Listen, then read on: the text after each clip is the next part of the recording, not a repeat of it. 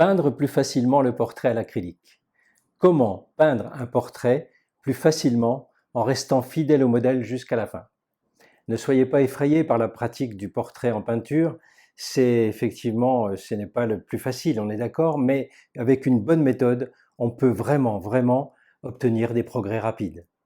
Alors je vais peindre aujourd'hui le portrait d'une jeune femme et regardez bien l'évolution de ce portrait, regardez bien notamment les touches colorées qui vont se succéder et qui vont révéler petit à petit l'image de la jeune femme.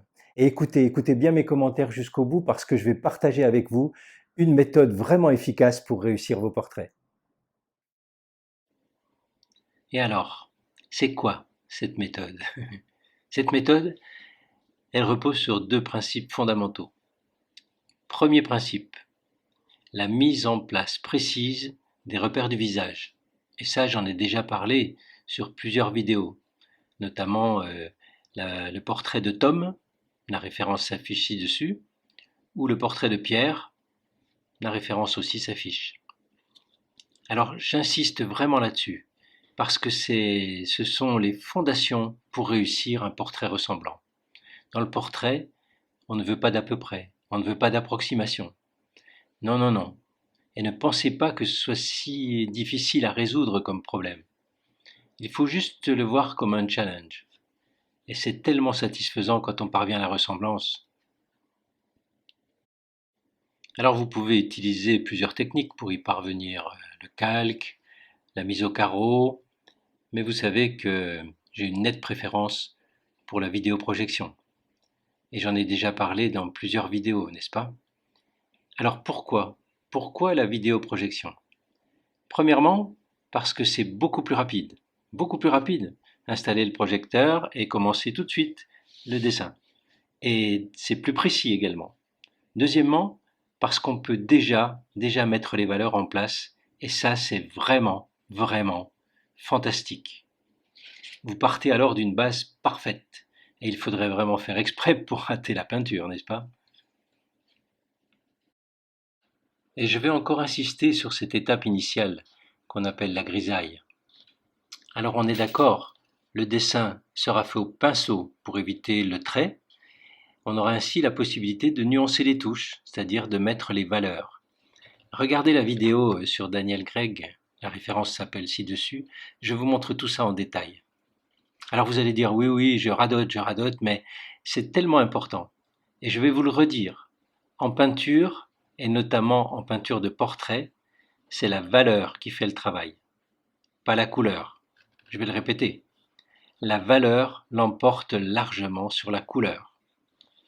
Donc, passez beaucoup de temps sur cette grisaille. C'est assez simple d'ajuster les valeurs avec le vidéoprojecteur, en vérifiant régulièrement, en cachant le faisceau lumineux, vous savez, et comme ça vous voyez où vous en êtes.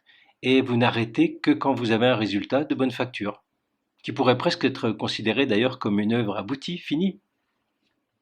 Donc, la grisaille, la mise en place de la grisaille, c'était le premier principe. Deuxième principe maintenant, c'est la mise en place des couleurs. Alors les couleurs chères, quelle catastrophe! Il y a tellement de nuances, il y a tellement de tons différents. Comment rendre tous ces tons clairs, les tons foncés, pour qu'ils restent colorés, qu'ils ne soient pas ternes? Alors ça aussi, c'est un challenge. Mais vous voulez que je vous dise, si vous respectez les valeurs, et ça vous l'avez déjà mis en place à l'étape précédente, donc si vous respectez les valeurs, mais que les couleurs ne sont pas exactement fidèles, eh bien ça fonctionnera quand même. Oui, vous l'entendez bien, ça fonctionnera. Alors peut-être que le portrait tirera un peu trop sur des tons rouges ou des tons bleutés, peu importe. Si les valeurs sont respectées, cela fonctionnera. Et ça aussi, j'en ai déjà parlé dans d'autres vidéos. Oui, mais c'est sûr que le top du top, c'est d'obtenir des tons chers corrects, avec de nombreuses nuances colorées. Et je ne vais pas vous mentir, ça prendra du temps. Oui, ça prend du temps. Seule la pratique, encore une fois, va vous permettre de réussir ces tons chers tellement subtils, sans tomber dans le coloriage, entre guillemets. Ça, on pourra le faire grâce à des mélanges de couleurs. Et oui, ça n'existe pas la couleur chair en tube. Quoique, Je suis tombé une fois sur un tube marqué couleur chair, mais oubliez ça.